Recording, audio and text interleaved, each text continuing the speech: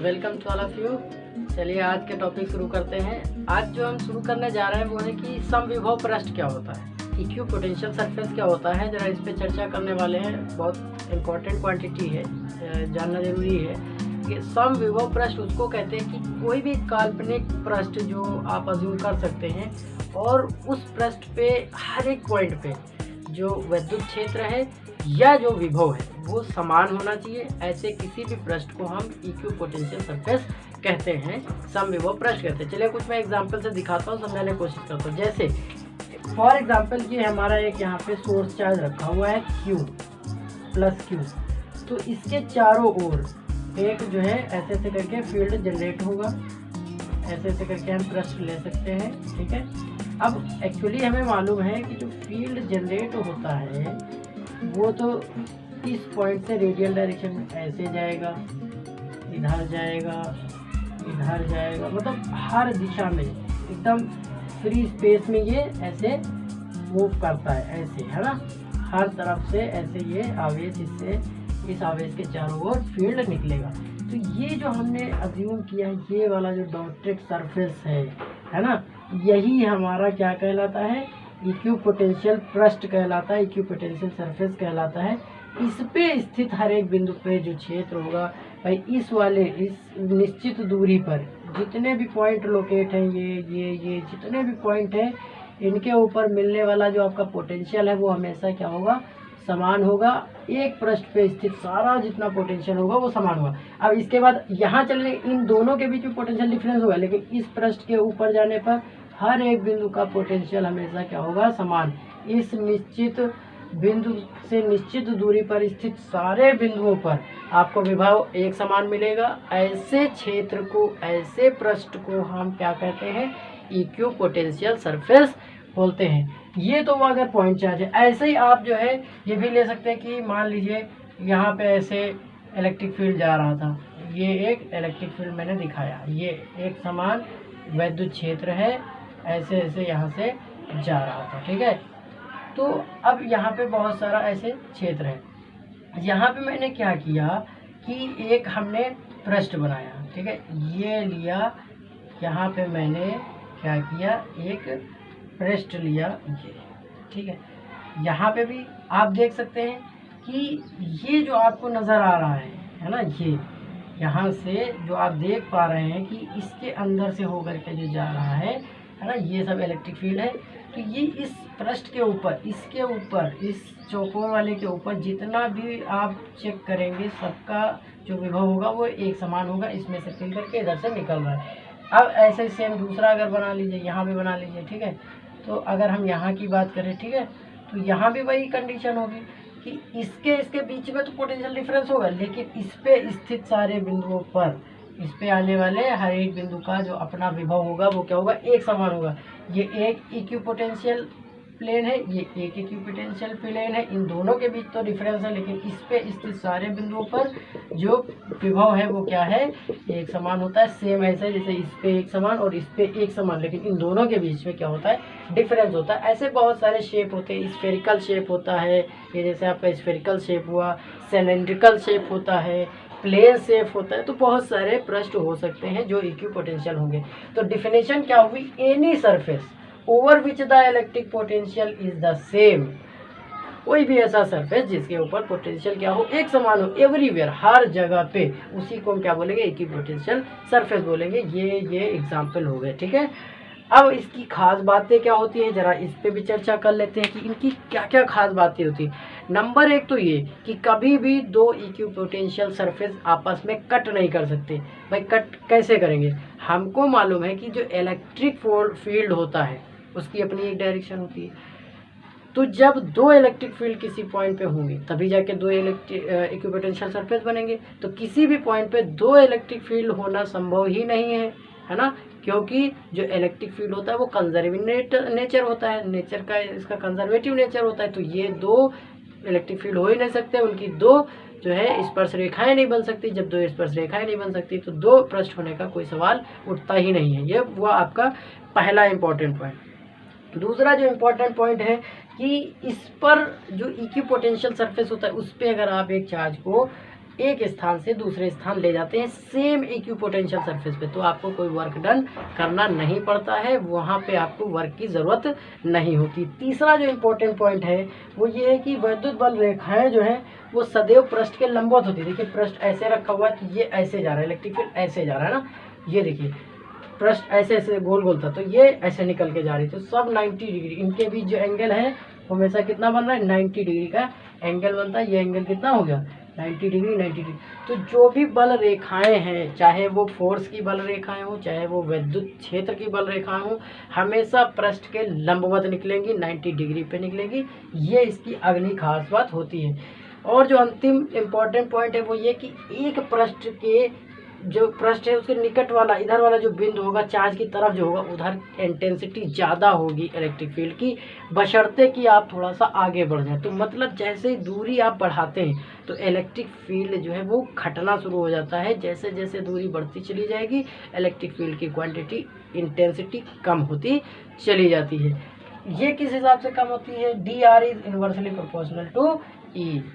आप दूरी बढ़ाते चले जाएंगे तो इलेक्ट्रिक फील्ड की क्वांटिटी जो है अपने आप से डिक्रीज होना, इन्वर्स रिलेशन होता है, कम होना शुरू हो जाएगी। आई होप ये सभी को बहुत अच्छे से समझ में आ गया होगा और इसमें ज़्यादा कोई मुश्किल था नहीं। ठीक है, अब हम नेक्स्ट टॉपिक की तरफ चलते हैं। अब हम जानेंगे कि जो किसी फील्ड के अंदर जब कोई आवेश होता है तो उसके पास कितनी जो है पोटेंशियल एनर्जी होती है। अब जरा हम एनर्जी की बात कर लेते हैं, ये भी एक इम्पोर्टेंट टॉपिक है। किसी चार्ज के पास एक इलेक्ट्रिक फील्ड के भीतर जब वो जाता है तो उसके पास कितनी एनर्जी होती है, अब जरा हम लोग इस पर चर्चा करने वाले हैं। ओके, चलिए देखते हैं कि इलेक्ट्रिक पोटेंशियल एनर्जी, वैद्युत स्थितिज ऊर्जा को हम कैसे डिराइव करेंगे, इसका फॉर्मूला कैसे निकालेंगे। एक्चुअली वैद्युत स्थितिज ऊर्जा क्या है कि कहीं पे पहले से ही एक वैद्युत क्षेत्र विद्यमान है।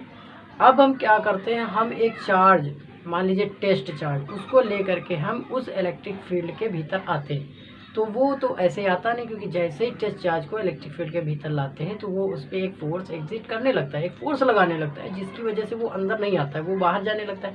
तो हम एक एक्सटर्नल फोर्स लगा के उसको पुश करके हम उस फील्ड के अंदर लाते हैं, जिस कारण वो टेस्ट चार्ज क्या करता है, उस एनर्जी को एक्वायर कर लेता है। जो हम वर्क करते हैं ना, वर्क डन करते हैं, वो उस चार्ज के द्वारा एक्वायर कर लिया जाता है और वो उसके अंदर पोटेंशियल एनर्जी के फॉर्म में स्टोर हो जाता है। और ये इसलिए होता है क्योंकि जो इलेक्ट्रिक फील्ड है इसका नेचर कंजर्वेटिव होने के कारण ही ऐसा होता है। ये इस बात पे डिपेंड नहीं करता कि आप चार्ज ला कैसे रहो, ये इस बात पे डिपेंड करता है कि चार्ज को किस पॉइंट से लाया गया है और किस पॉइंट तक लाया गया है। मतलब उनकी पोजीशन पे डिपेंड करता है कि उसकी लोकेशन, उसकी पोजीशन जो है, उसकी जो स्थिति है उस पर डिपेंड करता है वो क्या है, और किसी चीज़ पे डिपेंड नहीं करता है, क्योंकि electric field conservative in nature होती है। तो अब हम समझेंगे कि आखिर हम इस सिस्टम को बनाने में, भाई चार्ज लाएंगे तो कुछ चार्जों की व्यवस्था हो जाएगी, एक सिस्टम फॉर्म करेंगे। तो किसी भी सिस्टम को फॉर्म करने में, इलेक्ट्रिक फील्ड के भीतर चार्जेस को व्यवस्थित करने में हमें जो वर्क डन करना पड़ता है वो कितना करना पड़ता है, और वही उसका एनर्जी का रूप धारण करता है, वही उसकी पोटेंशियल एनर्जी कहलाती है। तो चलिए हम लोग शुरू करते हैं और देखते हैं कि आखिर पोटेंशियल एनर्जी कैसे कैलकुलेट करते हैं। मान लीजिए हमारे पास, पहले मैं एक चार्ज Q1 लेके आता हूँ जिसको हम A पॉइंट पे व्यवस्थित करते हैं। ये हमारा एक पॉइंट है, यहाँ पे मैंने एक चार्ज Q1 चार्ज लाके रखा जो कि प्लस टेंडेंसी का, ठीक है। इसको मैंने A पॉइंट पे रख दिया। अब इसकी वजह से चारों तरफ क्या हो जाएगा, विद्युत क्षेत्र उत्पन्न हो जाएगा। भाई चार्ज जैसे आया तो चारों तरफ विद्युत क्षेत्र उत्पन्न हो जाएगा। अब मैं दूसरा एक चार्ज इनफाइनाइट से लेकर के यहाँ कुछ दूरी R पे व्यवस्थित करना चाहता हूँ। से फॉर एग्जाम्पल यहाँ पे मैं एक दूसरा चार्ज प्लस Q2 लाना चाहता हूँ, जिसकी डिस्टेंस जो है वो R है और B पे मैं उसको ला के रखना चाहता हूँ। तो ये तो भाई आसानी से आएगा नहीं, इसको लाने के लिए तो काम करना पड़ेगा, है ना। तो अब जब काम करेंगे तो ये एक सिस्टम बन जाएगा, ये एक जो है सिस्टम फॉर्म करेगा। इस सिस्टम को बनाने के लिए हमें कुछ वर्क करना पड़ेगा, वो कितना है वो हम डेरिवेट करेंगे। अब 2 चार्ज की बजाय 3 चार्ज लाओ, 4 चार्ज लाओ, एक पूरा सिस्टम बना लो, चाहे जितने चार्ज आप लेकर के ले आओ, ठीक है। तो सबसे पहले हम ये देखते हैं कि जब आपने Q1 चार्ज लाके ए पे रखा है। पहले लाने में कोई वर्क नहीं करना पड़ेगा क्योंकि यहाँ पे इलेक्ट्रिक फील्ड था ही नहीं, absence due to absence of electric field. जब हम ए पे लाए थे फर्स्ट चार्ज तो हमें कोई वर्क डन नहीं करना पड़ा था, लेकिन जब हम बी पे लाए हैं चार्ज को Q2 को तो हमें वर्क डन करना पड़ा। क्यों? क्योंकि यहाँ पे इसकी वजह से एक पोटेंशियल जनरेट हो गया। तो हम लिखेंगे कि potential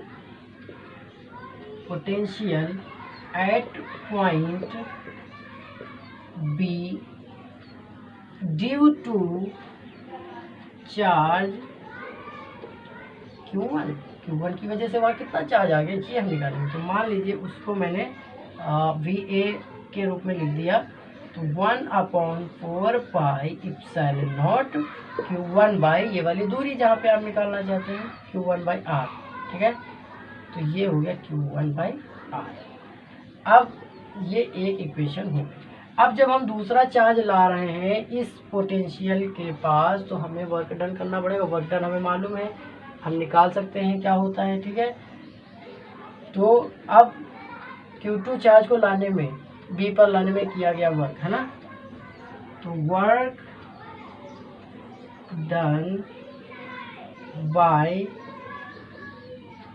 carrying a charge Q2 on B पर Q2 चार्ज लाने में कितना वर्क करना पड़ेगा। अब देखिए वर्क क्या होता है, V इंटू क्यू, QV है ना, work equal to Q into V। तो वर्क जो होगा,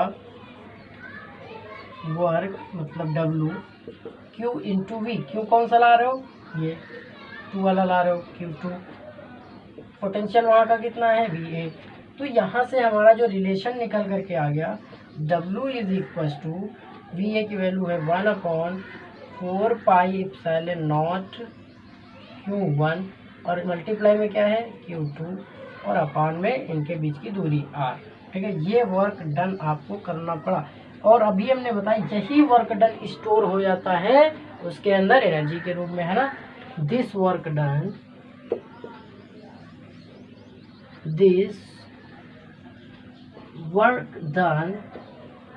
is stored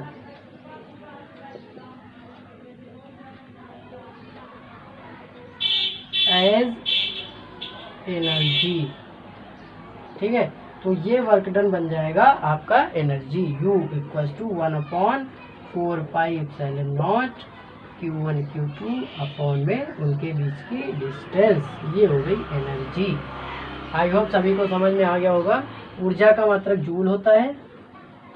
ठीक है, तो ये रहा किसी भी सिस्टम को बनाने में जो हम वर्क करते हैं वही उसकी एनर्जी कहलाती है। और वो कैसे निकाली जाएगी, बहुत ही इजी तरीका था, मैंने बता दिया है। आई होप सभी को समझ में आ गया होगा। और अगर समझ में आया है तो आप हमारे चैनल को सब्सक्राइब करके लाइक करिए, लोगों तक शेयर करिए ताकि लोग और इससे ज़्यादा फ़ायदा उठा सकें। Thank you very much.